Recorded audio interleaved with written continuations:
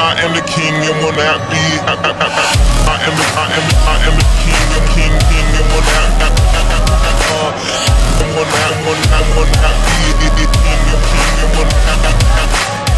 I am the king and will not. Will not be the king and will not. Switch.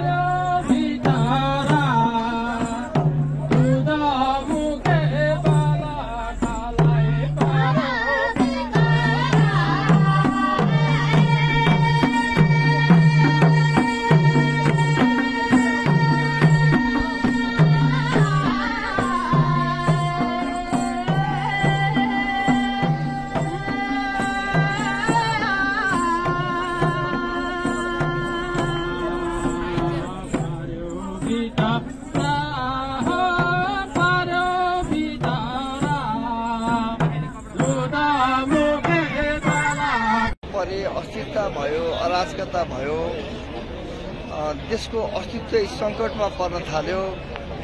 त्यसैले अब नेपालमा राजाको आवश्यकता महसुस भयो। राजाले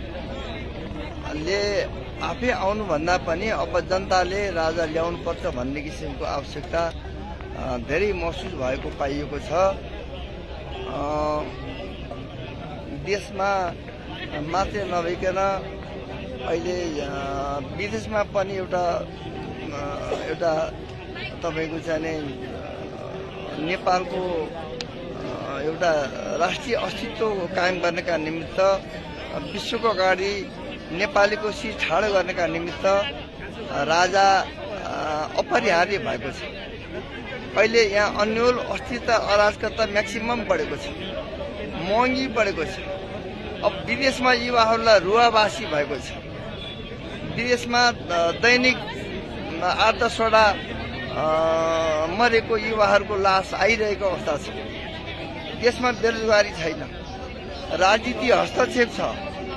राजनीति गर्नेहरूलाई आफ्नो सरकारको पक्षमा रहेका मान्छेहरूलाई भन्दा अन्य विपक्षमा राजनीति गर्नेहरूको लागि यहाँ न्याय छैन, निष्पक्ष छैन।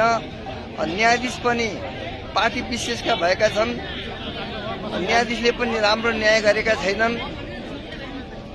जनताले चाहिँ धेरै ठुलो दुःखको अनुभूति गरेको अवस्था छ। त्यसैले नेपालमा राजाको आवश्यकता बढ्यो। हरेक प्रत्येक नेपाली अहिले त आएर केही समय पहिला अलिकति के होला भन्ने अवस्था थियो। अहिले किसानको मुखमा, मजदुरको मनमा, तपाईको राष्ट्र सेवकहरूको मनमा राजा आएमा नेपालको सेक्युरिटी बन्छ, नेपालको अस्तित्व बन्छ, नेपाली जनतालाई चाहिँ के न्याय हुन्छ। एउटा चाहिँ बाउ आमाको चाहिँ एउटा जो एउटा गार्जियनको रूपमा एउटा राजाको आवश्यकता भएको धेरैले महसुस गरेका छन्। त्यसकारण चाहिँ अब 75 जिल्लामा जहाँ जाऊ, काशीमा आउनु, स्याङ्जा जानु, जहाँ गए पनि पहिला जस्तो छैन। अब नेपालमा सेक्युरिटीको लागि, विदेशी हस्तक्षेप रोक्नको लागि नेपालमा चाहिँ राज संस्थाको